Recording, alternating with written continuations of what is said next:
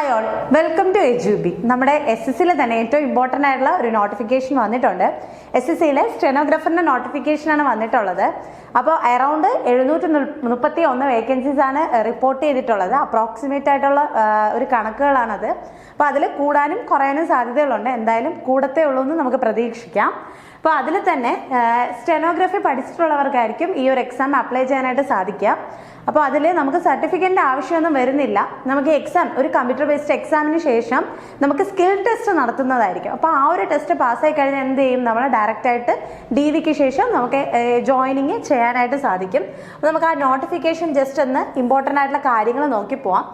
അപ്പോൾ അതിൽ നമ്മൾ ആപ്ലിക്കേഷൻ സബ്മിറ്റ് ചെയ്യുന്ന ഡേറ്റ് 24/4, അതായത് മെയ് 24 മുതൽ ഏപ്രിൽ 24 മുതൽ മെയ് 15 വരെയാണ് ആപ്ലിക്കേഷൻ സബ്മിറ്റ് ചെയ്യാനുള്ള ഡേറ്റ്.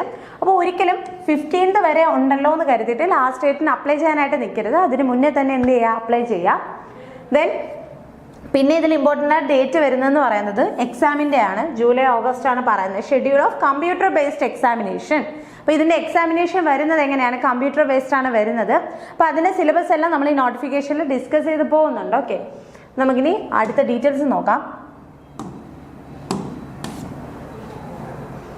ഇതിൽ 2 പോസ്റ്റിലത്തേക്കാണ് വിളിച്ചിട്ടുള്ളത്. Grade C and grade D ആണ്. ഗ്രേഡ് C ആൻഡ് ഗ്രേഡ് Dയിലേക്കാണ് വിളിച്ചിട്ടുള്ളത്. ഗ്രേഡ് D ആണ് വിളിച്ചിട്ടുള്ളത്. ഗ്രേഡ് C എന്ന് പറയുമ്പോൾ ഗ്രൂപ്പ് B നോൺ ഗസറ്റഡ് ആണ് വരുന്നത്. ഗ്രേഡ് D എന്ന് പറയുമ്പോൾ ഗ്രൂപ്പ് C ആണ് വരുന്നത്. അപ്പോൾ ഇതിൽ വേക്കൻസീസ് വരുന്നത് അപ്രോക്സിമേറ്റ് 731 വേക്കൻസീസ് ആണ് ഓവറോൾ ആയിട്ട് അവർ അപ്രോക്സിമേറ്റ് ആയിട്ട് പറഞ്ഞിട്ടുള്ളത്. അപ്പോൾ അതിൽ കൂടാനായിരിക്കും ഉറപ്പായിട്ടും സാധ്യത. അപ്പോൾ എന്ത് ചെയ്യുക, ഈ ഒരു ചാൻസ് ആരും മിസ്സാക്കരുത്. ദെൻ ഇതിനെ നമുക്ക് ബാക്കി ഡീറ്റെയിൽസും കൂടി ജസ്റ്റ് പെട്ടെന്നൊന്ന് നമുക്ക് നോക്കി പോവാം. നമ്മൾ എന്നിട്ട് ഈ നോട്ടിഫിക്കേഷൻ നമ്മൾ ഈ ഒരു ഡിസ്ക്രിപ്ഷനിൽ പിൻ ചെയ്ത് കൊടുത്തേക്കും. അപ്പോൾ വേണമെന്നുള്ളവർ എന്ത് ചെയ്യുക, ആ നോട്ടിഫിക്കേഷൻ ഡൗൺലോഡ് ചെയ്തിട്ട് നിങ്ങൾക്ക് ഡീറ്റെയിൽ ആയിട്ട് എന്ത് ചെയ്യാം, നോക്കി പോകാനായിട്ട് സാധിക്കും. അപ്പോൾ ഇതിൽ നമ്മൾ ജസ്റ്റ് എന്തൊക്കെയാണ് നിങ്ങൾ അറിഞ്ഞിരിക്കേണ്ടത്, ആർക്കൊക്കെ ഇത് അപ്ലൈ ചെയ്യാൻ പറ്റും എന്നുള്ള കാര്യമാണ് ഈ ഒരു വീഡിയോയിൽ പറയുന്നത്. ഏജ് നമുക്ക് നോക്കാം. ഏജ് വരുന്ന സമയത്ത് സ്റ്റെനോഗ്രാഫർ ഗ്രേഡ് C വരുന്ന സമയത്ത് 18-30 ആണ് വരുന്നത്. 18 to 30 years ആണ് വരുന്നത്. ഇതിൽ ഏജ് റിലാക്സേഷൻ വരുന്നുണ്ട്, അത് നമുക്ക് താഴെ ഡിസ്കസ് ചെയ്യാം. Then group D, grade D വരുമ്പോൾ 18-27, 18 to 27 years ആണ് പറയുന്നത്, ഏജ് പറയുന്നത്. ഇനി നമുക്ക് ഏജ് റിലാക്സേഷൻ്റെ കാര്യം ജസ്റ്റ് ഒന്ന് നോക്കി പോവാം.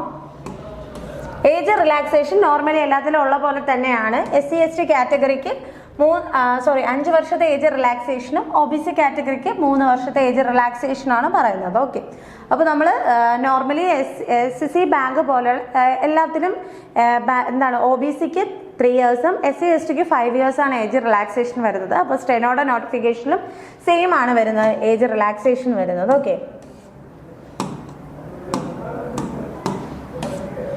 ദെൻ പിന്നെ ഇതിൽ ഇമ്പോർട്ടൻ്റ് ആയിട്ടുള്ള കാര്യം എന്ന് പറയുന്നത് educational qualification. Essential education qualification എന്ന് പറയുന്നത് 12th പാസ് ആയിരിക്കണം. അപ്പോൾ നമുക്ക് എന്താണ്, +2 കഴിഞ്ഞ ഒരാൾക്ക് എന്ത് ചെയ്യാൻ പറ്റും, ഈ ഒരു എക്സാമിന് വേണ്ടിയിട്ട് അപ്ലൈ ചെയ്യാനായിട്ട് സാധിക്കും. അപ്പോൾ നമുക്കൊരു ഡിഗ്രിയുടെ ആവശ്യം പോലും വരുന്നില്ല. സ്കില്ല് നമ്മൾ സ്റ്റെനോഗ്രാഫിയും കൂടെ എന്ത് ചെയ്യുക, പഠിച്ചിരിക്കുക. ദെൻ പിന്നെ ഇതിൽ പറയുന്നതെന്ന് പറയുന്നത് ആപ്ലിക്കേഷൻ ഫീനെ പറ്റിയാണ് പറയുന്നത്. 100 രൂപയാണ് ആപ്ലിക്കേഷൻ ഫീസ് വരുന്നത്. വുമൺ കാൻഡിഡേറ്റും SC ST കാൻഡിഡേറ്റ്സിനെല്ലാം എന്താണ്, വിമൻ കാൻഡിഡേറ്റ്സിനും SC ST കാൻഡിഡേറ്റ്സിനെല്ലാം എന്താണ്, ഫീസ് ബാധകമല്ല. ബാക്കി എല്ലാ വരുന്ന കാറ്റഗറീസിനും 100 രൂപയാണ് ഫീസ് വരുന്നത്.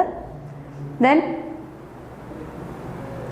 പിന്നെ ഇതിൽ ഇമ്പോർട്ടൻ്റ് ആയിട്ട് വരുന്നതെന്ന് പറയുന്നത് എക്സാം പാറ്റേൺ ആണ്. നമ്മൾ ആദ്യം തന്നെ ഫസ്റ്റ് ഒരു കമ്പ്യൂട്ടർ ബേസ്ഡ് എക്സാം ഉണ്ടെന്ന് പറഞ്ഞായിരുന്നു. അപ്പോൾ അതിന് 3 സെക്ഷനാണ് വരുന്നത്, പാർട്ട് 1, 2, 3.